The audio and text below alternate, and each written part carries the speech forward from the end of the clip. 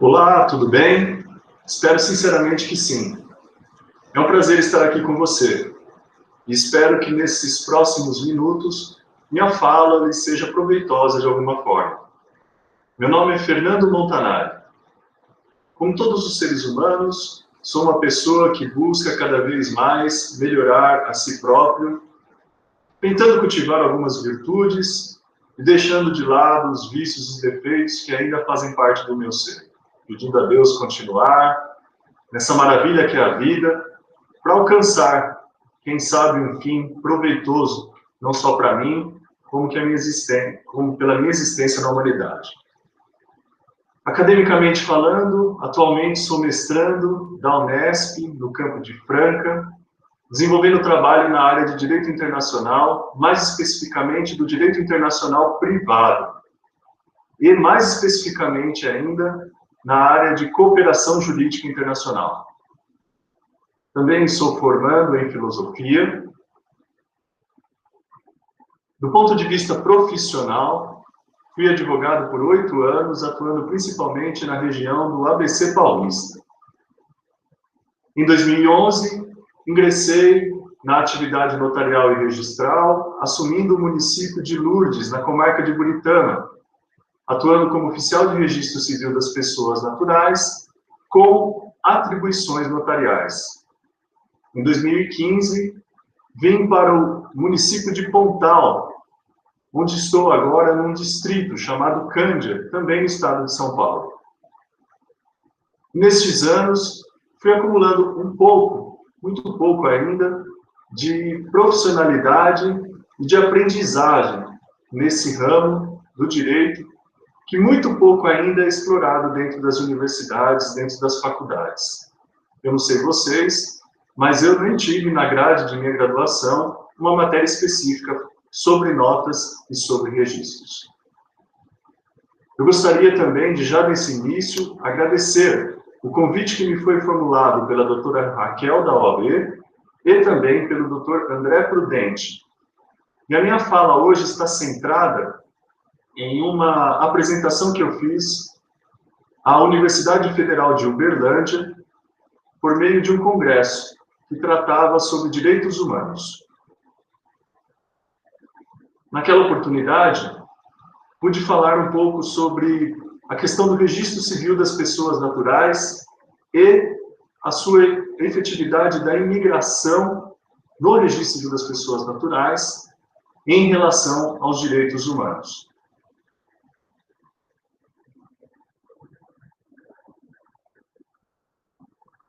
E por que falar sobre esse tema? Basicamente, a justificativa vem porque o Brasil ainda é uma procura de possibilidade como destino para aqueles que buscam se aventurar ou que buscam fazer a sua vida em outro país. Principalmente por 2 motivos. Os bons, às vezes buscando uma melhoria de vida, melhores estudos, um melhor clima para viver, ou, infelizmente, os maus, como, por exemplo, fugir de calamidades, guerras e problemas políticos. Qual o objetivo e a relevância desse estudo? É de traçar linhas gerais que sustentem o registro civil das pessoas naturais como garantidor e concretizador de direitos e políticas públicas dos imigrantes. A análise será feita, como já adiantei, sob uma perspectiva de direitos humanos e fundamentais.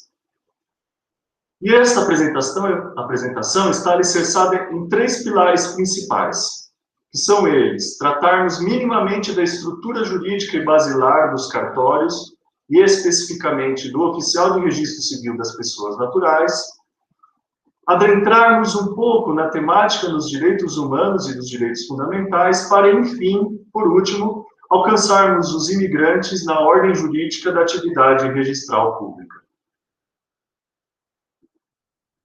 No que versa aos cartórios extrajudiciais, o estudo da sua estrutura busca identificar o que eles são, como se estruturam, qual sua finalidade, qual sua importância. E consoante o artigo 1º da Lei 8.935, os cartórios são centros de técnica e de administração de métodos e procedimentos de notas e registros, que são delegados ao particular para que colabore com o Estado no empenho e no desempenho dessas funções. E pelo mesmo artigo, se pode ver que são 4 os princípios que orientam a atividade: a publicidade, a autenticidade, a segurança e a eficácia. Por meio da publicidade, busca-se a divulgação de atos, fatos ou negócios jurídicos que façam parte da vida do ser humano e que o Estado toma para si a obrigação de alguma forma regrar, dentro do universo dos atos, fatos e negócios jurídicos que compõem a nossa sociedade. A autenticidade é a confirmação deste ato por meio de autoridade, e é dela que se pode falar a respeito da fé pública, seja ela notarial ou registral, que é a grande incumbência que existe na atividade tanto notarial como registral por parte de seus oficiais e tabeliães, de bem desempenhar a função e de garantir o próximo princípio, que é o da segurança, minimizando assim os riscos e dando certeza de atos e de sua eficácia. Porque de nada adiantaria que esses atos, fatos, negócios jurídicos, de alguma forma, fossem assentados dentro dos cartórios, se eles não produzissem efeitos jurídicos dentro da sociedade que fossem seguros e autênticos.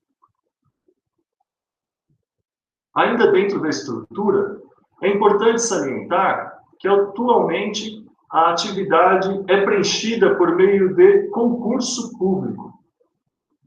Essa é uma transferência constitucional do serviço que está na mão dos estados, do Estado, melhor dizendo, para os particulares. E essa atividade é fiscalizada pelo Poder Judiciário. Além disso, ela é recompensada por meio de emolumentos que são fixados na legislação. Esses pontos todos estão no artigo 236 da Constituição da República, que é o cerne constitucional da atividade notarial e registral. Portanto, muitas vezes as pessoas buscam minimizar ou atacar por preconceito e às vezes até por ignorância a atividade notarial, dizendo que, na verdade, existe uma espécie de hereditariedade, porque o cartório passa de pai para filho. Ou então, que ninguém fiscaliza os cartórios, eles fazem o que eles querem. E podem cobrar, assim, do jeito que quiserem, como melhor lhe aprouverem. Tudo isso não tem sustentação na nossa legislação e muito menos na própria Constituição da República.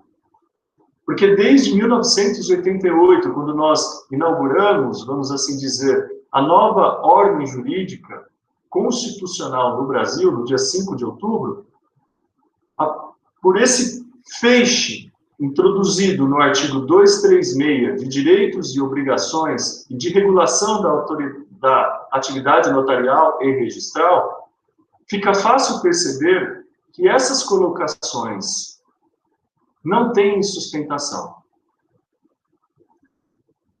Além disso, ela é uma atividade que faz uma junção de caráter público com caráter privado.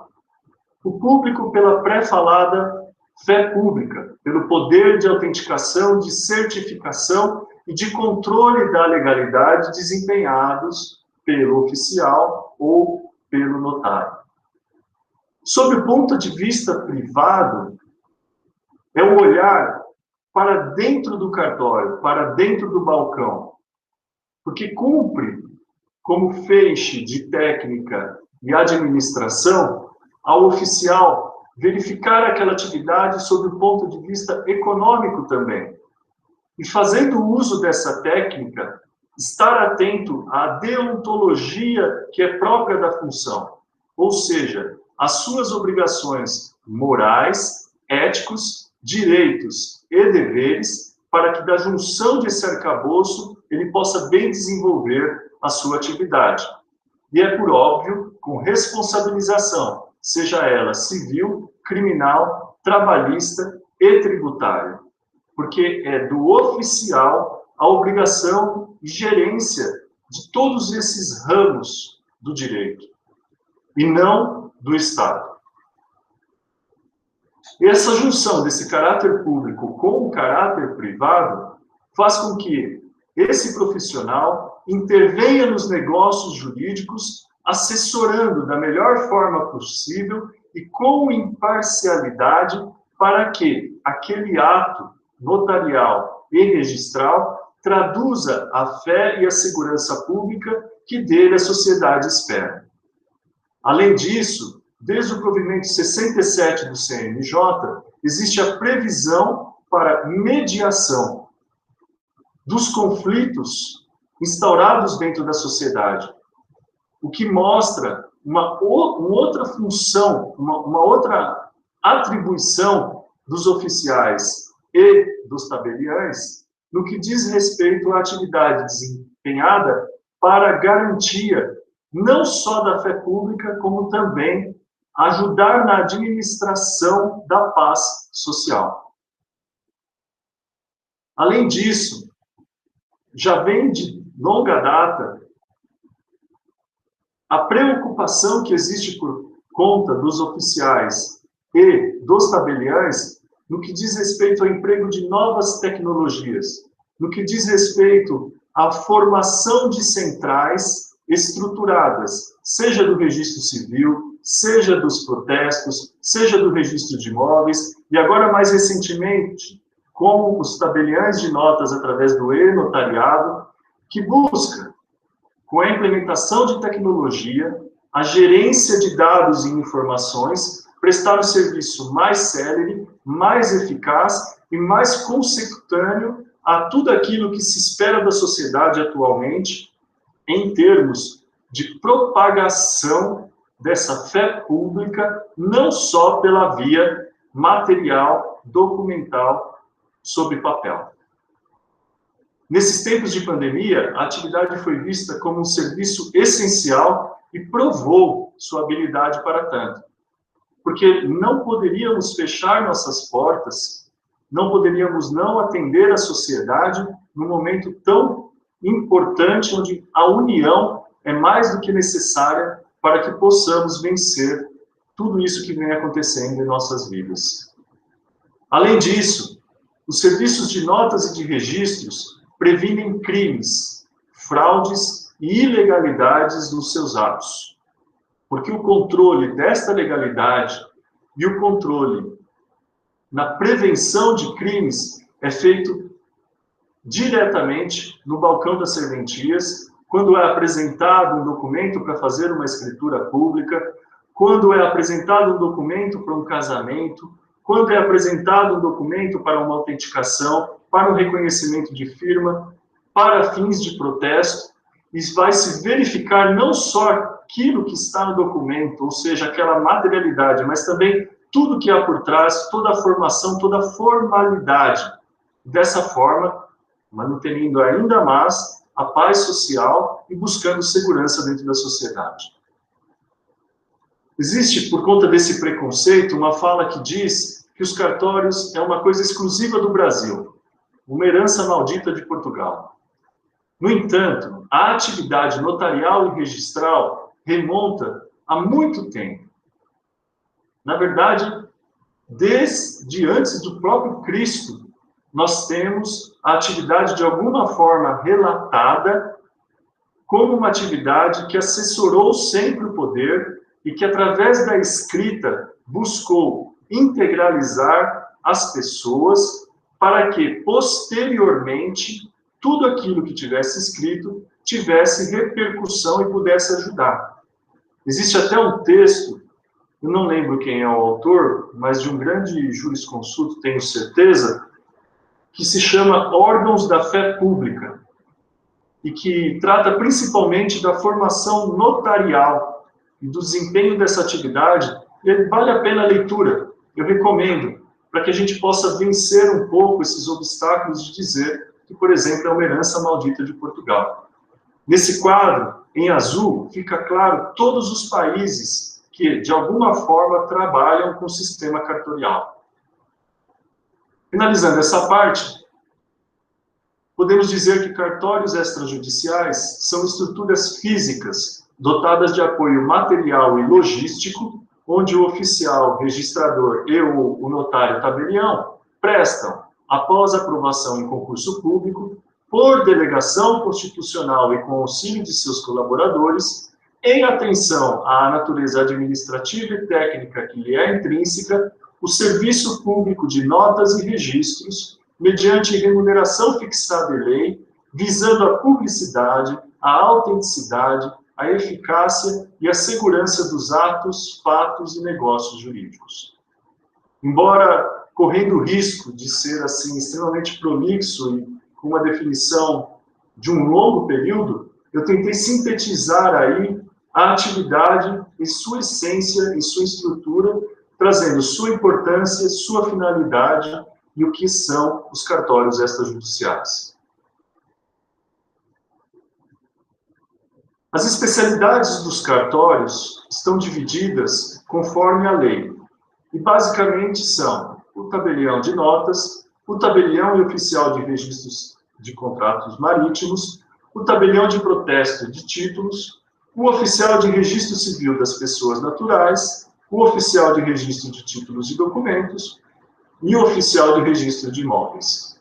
Por fim, o oficial de registro civil das pessoas naturais, que é aquele que mais nos interessa, porque é dentro dele, é dentro de suas atribuições, que são feitos os registros de nascimentos, de casamentos e de óbitos. Todos nós nascemos, todos nós haveremos um dia de falecer. Alguns de nós casaremos. De uma forma ou de outra, estaremos ligados ao oficial de registro civil das pessoas naturais em nossas vidas. Pode ser que não compremos imóveis em nossas vidas, pode ser que jamais façamos um contrato marítimo, tenhamos a necessidade de negociar juridicamente um contrato sob a via marítima. No entanto, todos nós nascemos, todos nós haveremos um dia de falecer. E o registro desse fato natural da vida se faz no oficial de registro civil das pessoas naturais. Além disso, conversões de união estável em casamento, emancipações, interdições, traslados de registros feitos no estrangeiro. Toda essa gama de atribuições faz do oficial registrador das pessoas naturais um repositório natural da vida da pessoa, que garante segurança.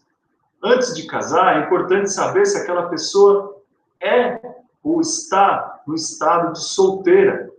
Quem que vai dizer isso para nós? Além da afirmação em boa-fé, é o oficial de registro civil das pessoas naturais. Por fim, se faz de forma lato sensu a inscrição de alterações desses registros, por meio de anotações, averbações e retificações. Voltando ao exemplo do casamento, uma vez casado, é feita uma anotação à margem do registro de nascimento, para que, quando for confeccionada a certidão de nascimento, além de todos os dados do fato nascimento daquela pessoa, conste uma anotação do seu atual estado, que mudou-se para casado. O oficial de registro civil das pessoas naturais desempenha função social no combate à insegurança, como todos os outros cartórios, auxilia na desjudicialização, pois sabemos que o judiciário está bastante assoberbado de serviço, e é o cartório com maior capilaridade dentro desse torrão nacional que chamamos de Brasil. Todos, ou a maioria dos municípios e distritos brasileiros têm o oficial de registro civil das pessoas naturais como um braço do Estado a auxiliar na segurança e manutenção da paz social. São também, pela Lei 13.484, reconhecidos como ofícios da cidadania, porque por meio de convênios, os cartórios de registro civil das pessoas naturais já prestam alguns serviços, como o cadastro de pessoas físicas, e passarão, com o tempo, a formalizar e a expedir registros gerais, CNHs, passaportes, carteiras de trabalho, vinculando no seu feixe de atribuições e na sua estrutura física a prestação de um serviço mais universal possível no que diz respeito à pessoa natural e sua identificação. E qual a ligação entre o registro civil das pessoas naturais e os direitos humanos ou direitos fundamentais? Bom, os direitos humanos buscam a proteção efetiva e coletiva daquilo que é a essência humana. Basta uma rápida digressão histórica para bem pouco, para o final da Segunda Guerra Mundial, para percebermos a necessidade que houve em todo esse mundo de alguma forma regrar os direitos humanos com uma proteção efetiva e coletiva da essência humana, para que não viéssemos a ver novamente as atrocidades cometidas durante o período belicoso. E mais, por ser uma essência perene, que é a essência humana, ela está embasada em alguns princípios que legitimam também a atividade do registro civil das pessoas naturais, como o da máxima efetividade. Os direitos humanos buscam a aplicabilidade integral através de comandos vinculantes. Essa efetividade também tem que ser feita de forma direta, pela pronta incidência de tratados e dos termos garantidos na Constituição, fundamentalmente como direitos humanos. E, além de tudo, de forma imediata, sem lapso temporal para a sua exigência. Os principais intérpretes estão inseridos nos sistemas internacionais e nacionais de proteção, e, portanto, envolvem os poderes, órgãos e instituições, incluindo os cartórios extrajudiciais, que também têm essa incumbência de efetivar coletivamente a essência humana por meio de uma máxima efetividade. Na Constituição da República, existe um compromisso com os direitos humanos que vem encartado principalmente no título que trata dos direitos fundamentais, com intrínseca vinculação com a democracia do nosso país. Além disso, todo aquele rol de direitos que são individuais, coletivos e políticos próprios do título, existe, pela porta do artigo 5º e seus parágrafos, uma expansão dos direitos para além daqueles positivados, conglobando a ordem internacional. E esta expansão se faz por meio da entrada no nosso sistema de tratados e convenções que digam respeito aos direitos humanos, seja com status de emenda constitucional ou de normas supralegais.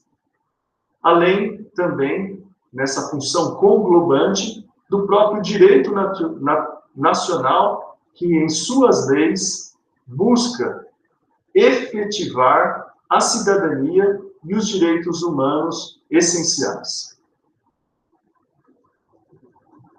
Os direitos humanos têm por objeto a própria pessoa humana, o ser humano como sujeito de direitos em sua personalidade, desde o nascimento até sua morte. E eles buscam não só uma igualdade formal, como também uma igualdade material do ser humano. Para tanto, é extremamente importante a identificação, a individualização e a própria complexidade que envolve a pessoa humana. E é dentro dos cartórios de registro civil das pessoas naturais que essas informações, que esses dados estão resguardados e guardados. Os direitos fundamentais, que são já os direitos humanos de forma positivada na Constituição da República, para grande parte da doutrina que diferencia um do outro, nós podemos pensar, dentre eles, no que diz respeito aos cartórios, e essa ligação entre direitos humanos fundamentais com eles, a gratuidade do exercício da cidadania, que no registro civil das pessoas naturais se traduz na gratuidade das certidões, das primeiras vias das certidões, de nascimento e de óbitos. Além disso, também, o princípio da dignidade, que vem esculpido na Declaração Universal de Direitos do Homem, o casamento, a família, o nome e a nacionalidade, na Convenção Americana de Direitos Humanos, o registro de nascimento de uma criança no Pacto Internacional de Direitos Civis e Políticos, a Convenção dos Direitos da Criança também fala sobre registro de nascimento. Cada vez mais existe uma necessidade, principalmente quando se fala em direitos humanos, efetividade de políticas públicas e de cidadania, que se evoque não só a Constituição da República, como normalmente se faz, para a legitimidade de um direito, mas também a tradução desses direitos em tratados e em convenções que o país faça parte.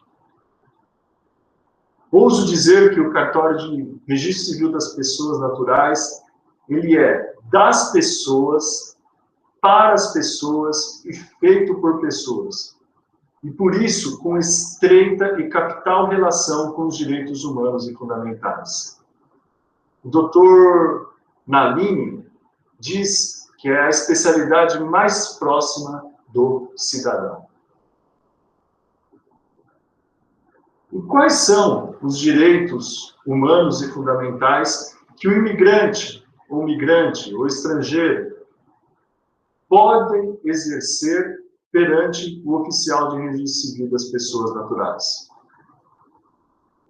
A Lei 13.445 tem por objeto os direitos e deveres dos migrantes e dos visitantes em nosso país. Ela substituiu o antigo Estatuto do Estrangeiro, que tinha uma índole muito mais autoritária para trazer uma visão mais democrática e que garantisse uma maior gama de direitos para os imigrantes, para os estrangeiros.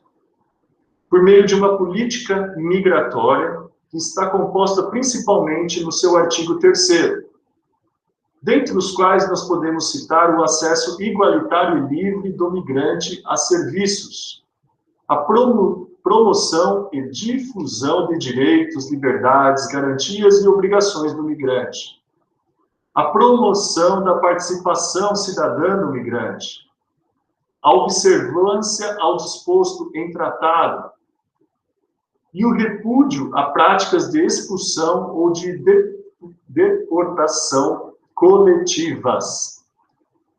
Então, o imigrante é tratado em condição de igualdade por essa lei ao nacional, mudando muito aquela visão antiga que era um pouco mais restrita e que lhe tirava alguns direitos enquanto ser humano. É importante fazer uma pequena observação que, além dos migrantes, dos imigrantes, podem aportar em nosso torrão, como estrangeiro, os refugiados. O imigrante, é aquele que vem para o nosso país por vontade própria. O refugiado tem a sua normatização específica na Lei 9474 e, principalmente, aborda o nosso país por violação de direitos humanos, temores de perseguição, conflito, violência. Ou seja, não tinha outra opção a não ser ir para a terra alhures, a não ser buscar um outro local para viver. Porque, por problemas geralmente externos em relação à pessoa e à dignidade dessa pessoa, buscam outras terras. Passando já à efetivação do direito desses migrantes, partindo do nascimento, é um fato da vida humana que dá início a uma gama de direitos. A certidão de nascimento é o documento gerador de todos os demais. É o documento mãe. E ela é garantida por meio de um registro do qual se extrai a certidão.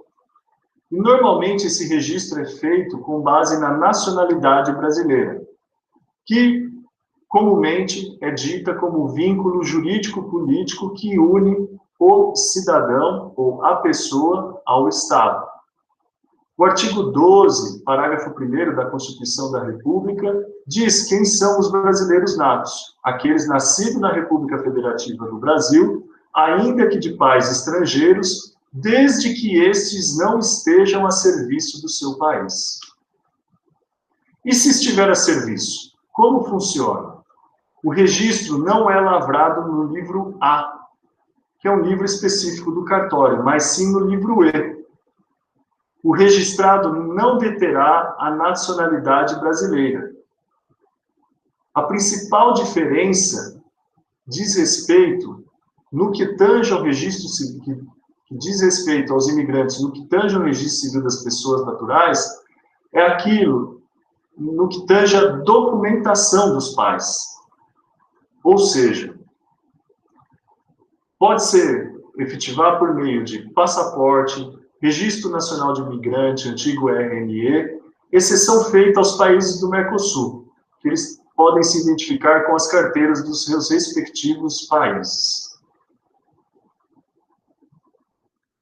O único problema, ou a única coisa que é de grande importância no nascimento, quando se faz um registro de um filho de um migrante ou de imigrante, é a questão da fraude, que o oficial de registro civil das pessoas naturais estará atento para que não haja o reconhecimento biológico de uma filiação que, na verdade, não existe. É feita apenas para tentar manuter uma condição ou de dar legalidade a uma condição de estrangeiro ilegal dentro do país. No que diz respeito ao casamento, as regras que dizem respeito ao casamento, no que tange a pessoa estrangeira, estão principalmente centradas na Lei de Introdução das Normas dos Direitos, Lei de Introdução de Normas do Direito Brasileiro, em seu artigo 7º, onde os aspectos pessoais e familiares são tratados. De forma bem geral, para não estender demais, aplica-se a princípio a lex fori, ou seja, a regra é aquela que diz respeito do Brasil, no que tange a nacionalidade e domicílio, e os aspectos pessoais de capacidade, de regularidade do visto. Sendo que é importante notar que o regulamento administrativo dos cartórios em São Paulo permite o casamento, mesmo que vencida a regularidade desse visto, por se tratar de um direito humano fundamental. Se não souber o idioma nacional, normalmente o oficial fará uso de tradutor público juramentado. Se não souber, ele mesmo oficial, a língua pela qual se expressa aquele imigrante. Também aqui há uma necessidade de cuidado por parte dos oficiais no que diz respeito às fraudes. Então não adianta o imigrante ou o estrangeiro buscar a via do casamento para se efetivar no país, porque tem alguma irregularidade, porque o casamento em si, muito provavelmente, se a fraude for muito bem feita, não será impedido. Agora, se for grotesca, vai ser impedida de plano. Mas será dever do oficial, se essa fraude não for grotesca, informar as autoridades competentes e aí, provavelmente, mandar de ofício toda a documentação para Ministério Público e Polícia, às vezes até a Federal, a depender de como for o caso concreto, para que se analise o que está sendo feito por parte daquele estrangeiro e para que seja coibida aquela prática. O que vai acabar redundando num vício do ato, né, que provavelmente anulará ou tornará nulo o casamento, a depender da situação. No casamento existe o dever de colaboração do Estado, na pessoa do oficial de registro civil das pessoas naturais, de informar ao Ministério da Justiça para atualização dos registros no órgão, no Ministério da Justiça, auxiliando na elaboração de políticas de segurança e defesa da soberania do país, de todos os casamentos ocorridos que envolvam estrangeiros. No que diz respeito ao óbito, ele é assentado em um livro próprio e também existe esse dever de comunicação por parte do oficial de registro civil das pessoas naturais. Existe um livro próprio que é chamado livro E, que fica sempre no primeiro subdistrito ou no primeiro oficial de registro civil do Distrito Federal. O primeiro subdistrito que eu quis dizer é de todos os municípios. E ele é destinado aos demais atos do estado da pessoa natural e aos traslados de assentos de brasileiros realizados no país estrangeiro. E o imigrante? Como ficaria nessa situação? Será que existe uma possibilidade de fazer uso do livro E para auxiliar o imigrante na sua situação do país, para contribuir com a sociedade no que diz respeito à vida e ao estado daquela pessoa? A doutora Júlia Mota, que é uma oficial de registro civil da comarca da capital de São Paulo, em recentíssimo artigo, publicou, que foi publicado no IBDFAN, se não me falha a memória, mas o endereço está embaixo, não sei se é possível ler, mas basta procurar IBDFAN, Júlia Mota e imigrantes na internet, que vai ter acesso a esse artigo, nós vamos ter acesso a esse artigo. Ela trata da questão da naturalização. Aquele imigrante que escolheu, sob o ponto de vista sociológico, primeiro, não só jurídico, mas escolheu pertencer à nação brasileira, pertencer à República Federativa do Brasil, e aí sim criar o vínculo jurídico-político.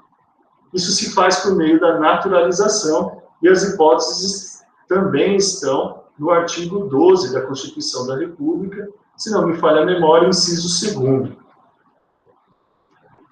Como que é feita essa naturalização? É feito bem en passant, é feito um processo que culmina numa certificação, e essa certificação é publicada no Diário Oficial. Mas não existe ainda a possibilidade de que essa publicação ou esse certificado de naturalização adentre no registro civil das pessoas naturais. Isso seria muito bom para os imigrantes, como defende a doutora Júlia Mota, no sentido de garantir-lhe maior cidadania e efetividade de seus direitos humanos. Imaginem só, toda vez que um imigrante precisar privar a sua condição, que já não é mais de imigrante, mas de nacional, e que não tem diferença nenhuma com o brasileiro naturalizado, de ser discriminado ou de alguma forma precisar andar com uma certificação, mais uma cópia do Diário Oficial, provavelmente até autenticada essa cópia. Então, no sentido de reduzir essa burocracia, de dar maior efetividade ao direito da pessoa, talvez fosse o momento de pensarmos na inscrição, no registro dessa naturalização no Registro Civil das Pessoas Naturais através do livro E.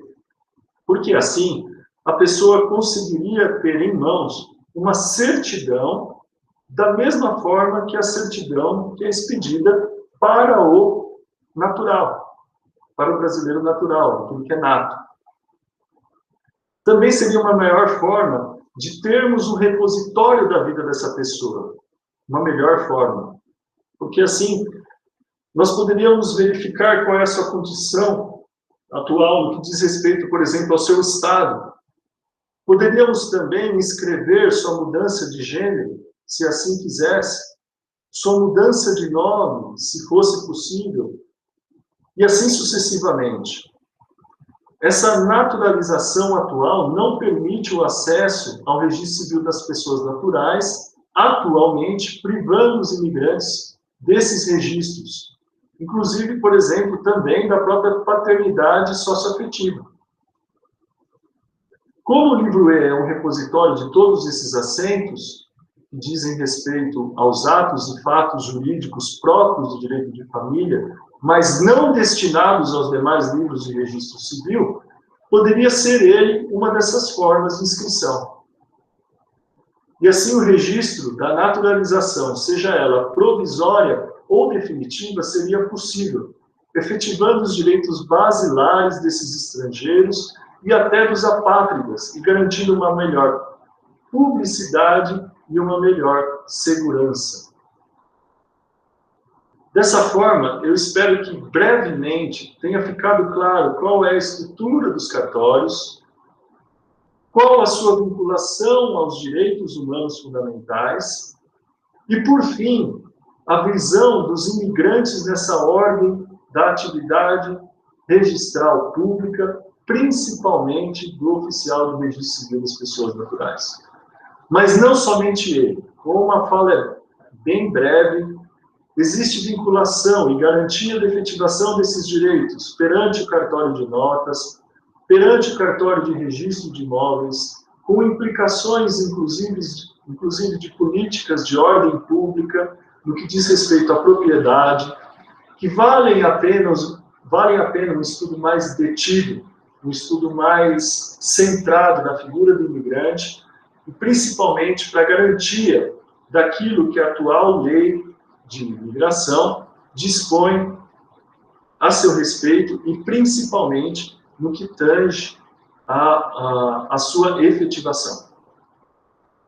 Por fim, eu gostaria só de frisar que o Registro Civil das Pessoas Naturais é um dos atores que promovem a efetivação da essência humana, positivadas ou não, observando, aplicando e respeitando políticas públicas e direitos humanos e fundamentais de nacionais e imigrantes estrangeiros, inclusive apátridas. E nesse processo indica plena capacidade para uma maior contribuição pela concretização das possibilidades que foram aqui mencionadas.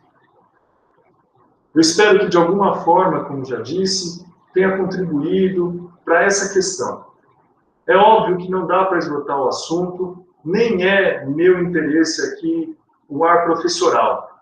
Muito mais, eu estou vinculado à questão da informação, da busca de novos conhecimentos, das possibilidades que essas questões trazem, inclusive no âmbito da seara jurídica, não só de atuação dos advogados, para a prestação de um bom serviço àqueles que abordam os seus cartórios, que buscam efetivar seus direitos pela garantia, pela promoção da justiça, que é uma função do advogado importantíssima e uma garantia constitucional, mas também para que possa haver um maior incremento da academia no que diz respeito a essa atenção, a melhores e maiores estudos a respeito. Foi um prazer, agradeço mais uma vez a oportunidade e lhe desejo muita sorte, com uma pitada de amor e uma vida próspera e construtiva. Até uma próxima oportunidade.